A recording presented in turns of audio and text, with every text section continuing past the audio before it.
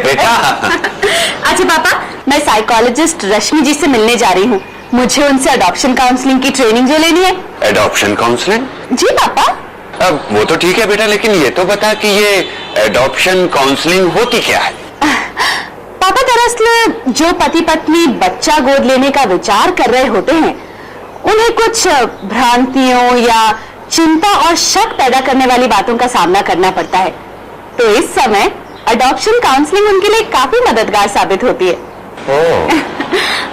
अब मैं जाऊं पापा, मुझे देर हो रही है। ओह यस बेटा, all the best. Thank you पापा, बाय बाय।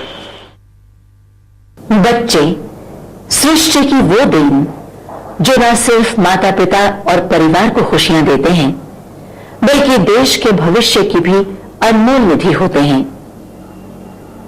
लेकिन ये भी समाज की एक वास्तविकता है। ऐसे बच्चे जिन्हें किसी न किसी कारण से त्याग दिया जाता है।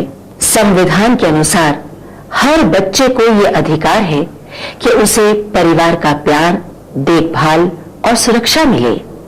बिन माँ बाप के बच्चे या किसी वजह से त्याग दिए गए बच्चों की सारी जिम्मेदारी समाज और सरकार पर आ जाती है और इसके लिए बाकायदा व्यवस्था है बच्चों को गोद दिए जाने की।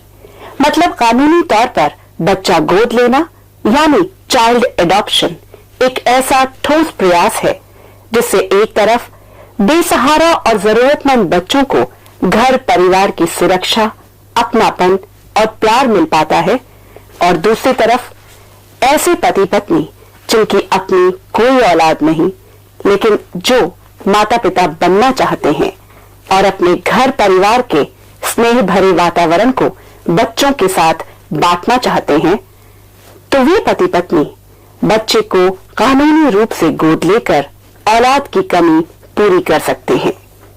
इसके अलावा वो माता पिता भी बच्चा गोद ले सकते हैं जिनकी पहले से अपनी एक संतान है। और हाँ, अगर कोई अकेला यानी सिंगल पुरुष या अकेली महिला बच्चा गोद लेना चाहती है तो इन्हें भी कानूनन बच्चा गोद मिल सकता है, मगर हाँ, किसी सिंगल पुरुष को लड़की गोद नहीं दी जा सकती है।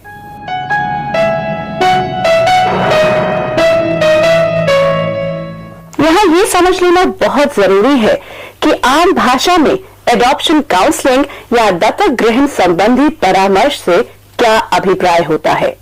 काउंसलिंग का मतलब सिर्फ बच्चा गोद लेने वाले पति पत्नी को सलाह देना या भाषण देना नहीं होता, या ये नहीं कि एग्जामिनर की तरह उनका टेस्ट लेना है। काउंसलिंग सेशन दरअसल एक अपॉर्चुनिटी है, एक अवसर है बच्चा गोद लेने वाले पति पत्नी से खुलकर बातचीत करने का, उन्हें अच्छी तरह से समझने का और ये समझाने का कि बच्चा गोद लेने के दरअसल सही मायने क्या हैं, उन्हें किस तरह से अपने आप को बच्चा गोद लेने के लिए मानसिक तौर पर तैयार करना है, गोद लेने की कानूनी प्रक्रिया क्या होती है, वगैरह वगैरह।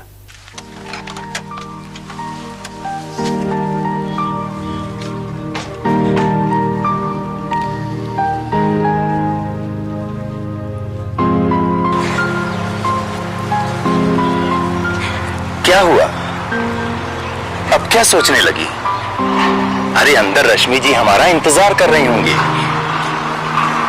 हम बच्चा गोद लेना तो चाहते हैं, पर न जाने क्यों घबराहट सी हो रही है। तरह तरह के वहम मन में आ रहे हैं। इन्हीं वहमों को दूर करने के लिए तो हम यहाँ एडॉप्शन काउंसलिंग के लिए आए हैं। आप लोग आ गए? नमस्कार, मैं आपका इंतजार कर रही थी। आइए मिस्टर कौशल, आइए मिसेस कौशल, आइए आइए प्लीज आइए।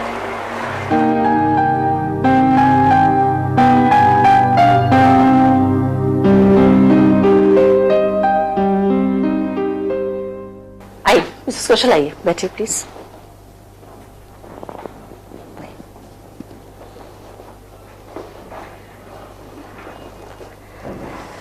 जी,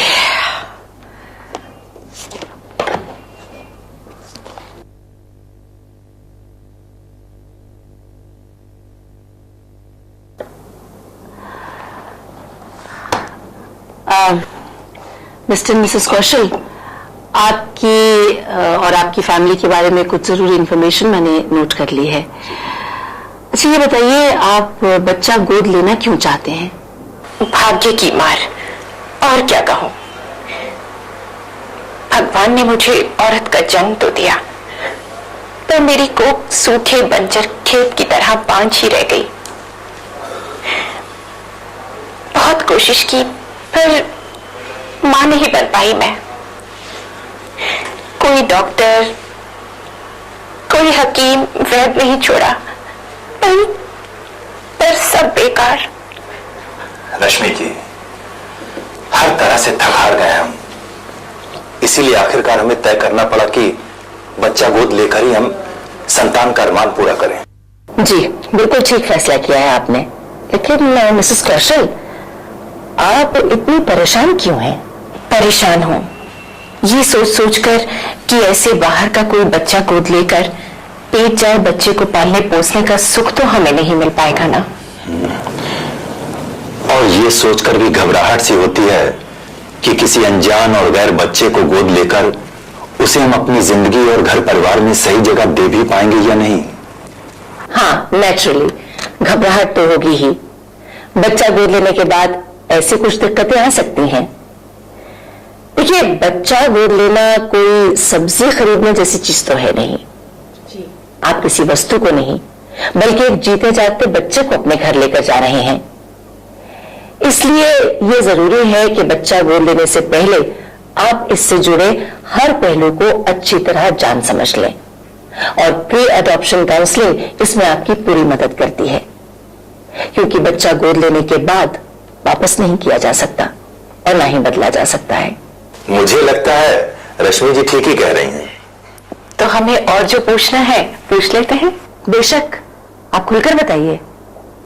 जी हाँ मिसेस कौशल। एक तो हमें ये लगता है, जैसा कि हम लोगों ने सुना है कि कानूनी रूप से बच्चा गोद लेने का जो पूरा प्रोसीजर है, पेपर वर्क है, वो काफी कॉम्प्लिकेटेड यानी मुश्किल और उलझा हुआ है। हम सोचते हैं कि क्यों हम इस झंझट में पड़े। नहीं, अब ज्यादातर दत्तक ग्रहण एजेंसीज ने इस प्रोसीजर और पेपर वर्क को काफी सरल और आसान बना दिया है। अगर ऐसा है तो बहुत अच्छी बात है। हम चाहते हैं कि बच्चा गोद लेने में हमें कोई बाधा या परेशानी ना हो। हम तो नहीं मानते कि कोई खास परेशानी होगी, लेकिन जो प्रोसीजर है उसमें कुछ समय तो लगेगा ही। अच्छा चलिए, वो तो कोई खास बात नहीं है।